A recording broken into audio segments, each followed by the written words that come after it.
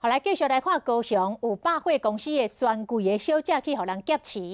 这个嫌犯拿着家刀走到2楼的女性便所，攻击一个20多岁这个专柜小姐，佮用镰刀要甲伊的喙封起来。这小姐惊一个半小时，大声来发休，拼命滚龙来抵抗，而且甲歹徒的面绕着伤，这嫌犯才起惊白咧弄。这警方到场，拄好拄着这个嫌犯回头要倒来找手机啊，一个比对面部的空喙了后，马上就甲藏起来。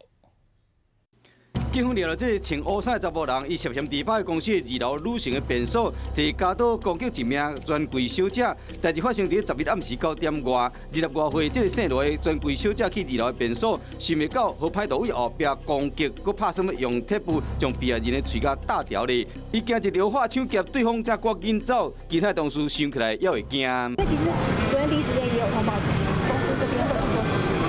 警方赶到现场，发现这个歹徒早就计划因为2楼女性便所外口监视器被破坏，等伫监视站男性便所粪扫桶内面，嫌犯逃走时手机拿去倒来找时，都互警方抓到。